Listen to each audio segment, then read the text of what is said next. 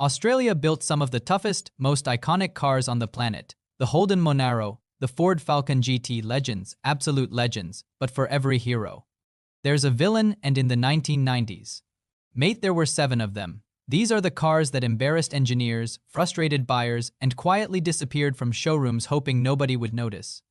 Today, we're counting down the 7 worst Australian cars ever built in the 1990s from bad to absolute disaster. Let's get into it.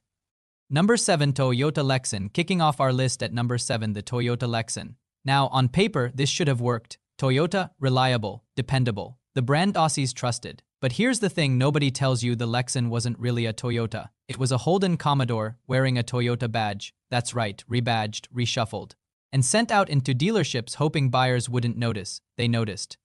Toyota loyalists walked in expecting Japanese engineering precision. What they got was Commodore. And while the Commodore wasn't a bad car, Toyota buyers weren't there to buy a Holden in disguise. The brand identity was completely lost. Sales were disappointing, and the Lexan quietly faded out, an identity crisis on 4 wheels. A cautionary tale: you can change the badge, but you can't change the car.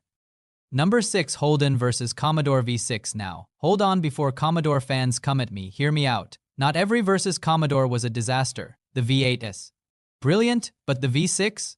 That Buick-derived Ecotec engine was rough, noisy, and felt like it was working twice as hard to do half the job. Hop inside and the cheap plastic interior didn't exactly inspire confidence either. And then the problems started rolling in. Intake manifold leaks, automatic gearbox wear, electrical gremlins that would drive any owner absolutely mad. To be fair, a well-maintained versus V6 could hold its own. But poorly maintained examples gave the entire model a reputation it couldn't shake. The Versus V6 wasn't the worst car ever built, but it was far from the best Holden had to offer.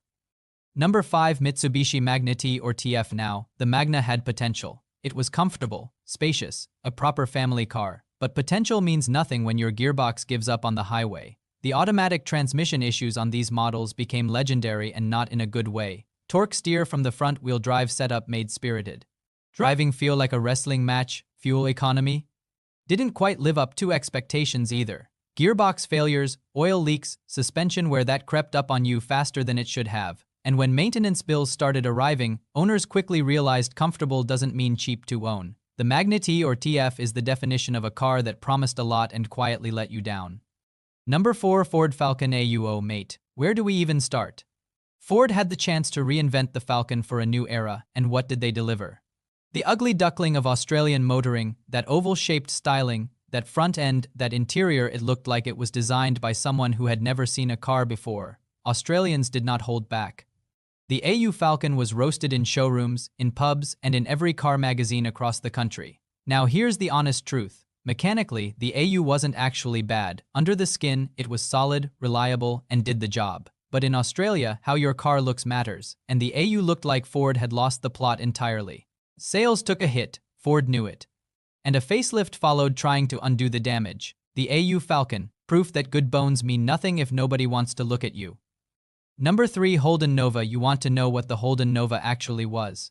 It was a Toyota Corolla, not inspired by a Corolla, not built on a similar platform. It was a Corolla with a Holden badge slapped on the front, and Holden fans, they weren't impressed. Here's the brutal irony: the Nova was actually a reliable little car because it was a Corolla.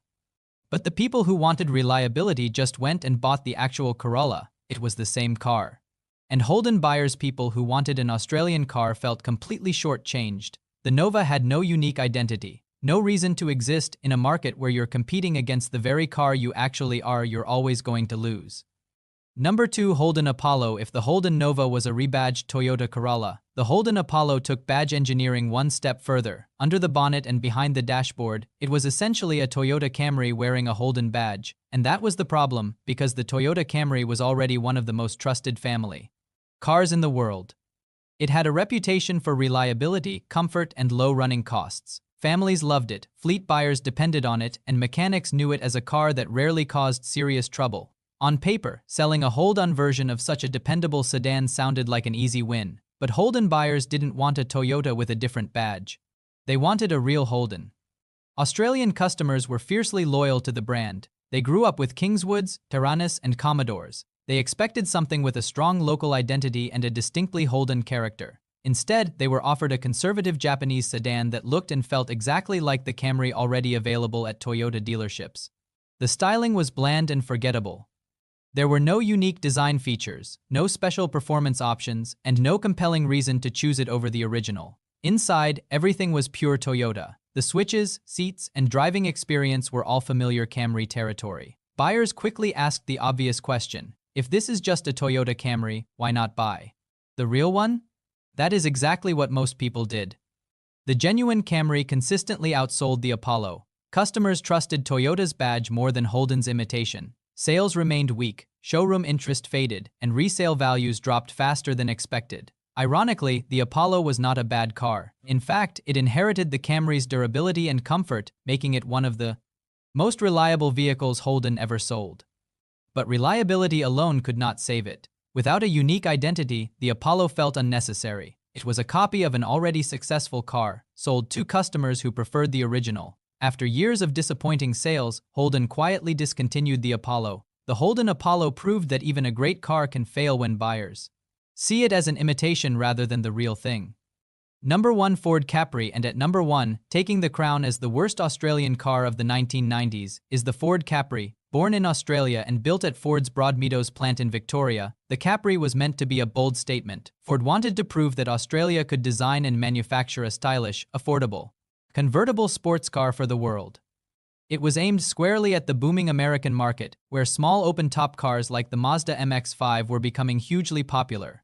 On paper, the idea looked brilliant: a sleek two-seat convertible, affordable pricing, turbocharged performance, and an Australian-built car exported to the United States under the Mercury brand. It should have been one of Australia's greatest automotive success stories. Instead, it became one of its most expensive failures. The problems started almost immediately. The soft top roof had a reputation for leaking, allowing rainwater into the cabin and causing damage to the interior. Owners regularly complained about wet carpets, fogged windows, and water collecting inside the car. For a convertible, that was a serious flaw. Then came the electrical issues. Power windows failed, dashboard electronics malfunctioned, and the roof mechanism often caused headaches. The turbocharged XR2 model offered stronger performance, but it also suffered from overheating and reliability concerns. The interior was another weak point. Plastics wore quickly, trim pieces loosened, and the cabin often felt less durable than buyers expected. And despite its sporty appearance, the driving experience disappointed many enthusiasts. Because the Capri was front-wheel drive, it lacked the sharp, balanced feel drivers expected from a true sports car. It looked exciting, but it never fully delivered on its promise. Ford had invested heavily, believing the Capri would open the door to the lucrative American market. America was not impressed. Sales fell well below expectations. Buyers chose proven alternatives like the Mazda MX-5, which offered better handling and stronger quality. As exports declined, Ford suffered significant financial losses. By 1994, production ended.